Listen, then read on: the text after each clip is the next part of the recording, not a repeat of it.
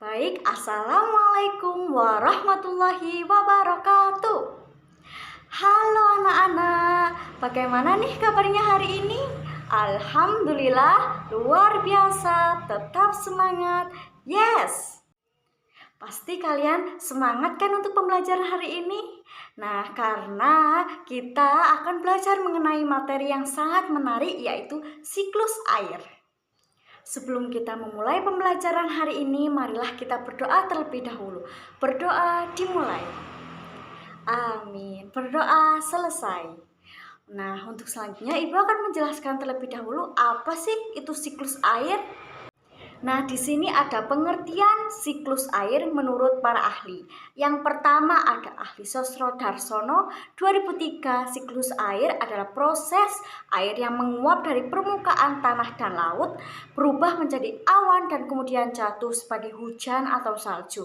Yang kedua ada Triatmojo 2008. Siklus air adalah proses air yang bergerak dari bumi menuju atmosfer dan kembali lagi ke bumi. Nah, apa sih itu siklus air?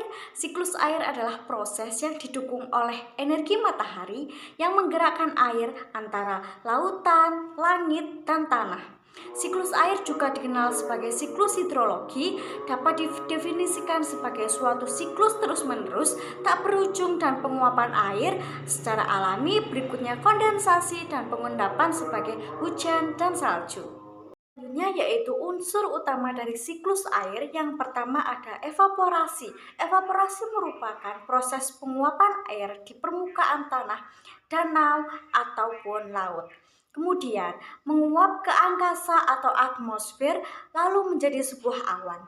Pada keadaan jenuh, air atau awan itu akan menjadi bintik-bintik air yang selanjutnya akan turun dalam bentuk salju, hujan, atau es.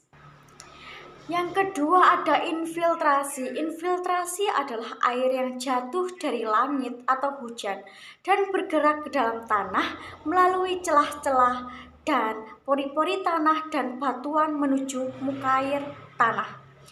Air dapat bergerak akibat aksi kapiler atau air dapat bergerak secara vertikal atau horizontal di bawah permukaan tanah hingga air tersebut kembali ke sistem air permukaan atau menuju laut.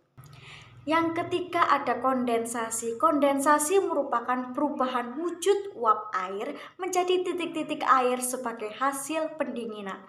Yang keempat presipitasi. Presipitasi merupakan segala bentuk curahan atau hujan dari atmosfer ke bumi yang meliputi hujan air, hujan es, dan hujan salju.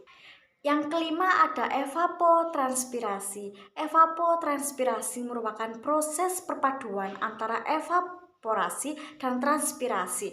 Transpirasi adalah suatu proses ketika air diuapkan ke udara dari permukaan daun atau tajuk vegetasi. Oleh karenanya, faktor-faktor yang mengendalikan besar kecilnya transpirasi suatu vegetasi adalah sama dengan faktor-faktor yang memengaruhi terjadinya evaporasi, yaitu radiasi matahari, suhu, kecepatan angin, dan gradien tekanan udara. Yang keenam yaitu perkolasi. Perkolasi air yang meresap terus sampai ke kedalaman tertentu hingga mencapai air, tanah atau groundwater. Dan yang terakhir yaitu runoff. Runoff merupakan air yang mengalir di atas permukaan tanah melalui parit, sungai, hingga menuju ke laut. Kenapa sih siklus air itu penting? Siklus air ini penting itu untuk menjaga pasokan air kita, membantu tanaman tumbuh dan mendukung kehidupan di bumi ini.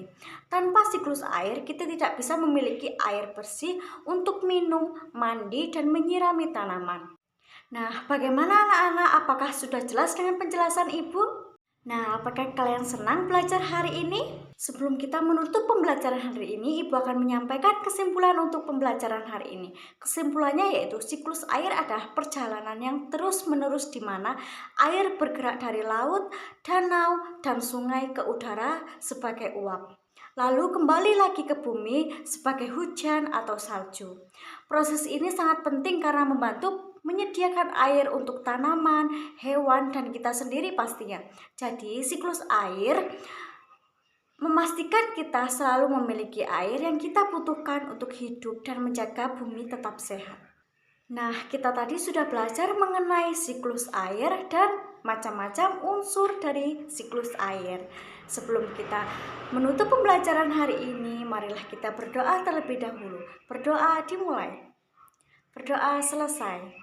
Ibu akhiri, wassalamualaikum warahmatullahi wabarakatuh. Sampai jumpa di lain waktu anak-anak.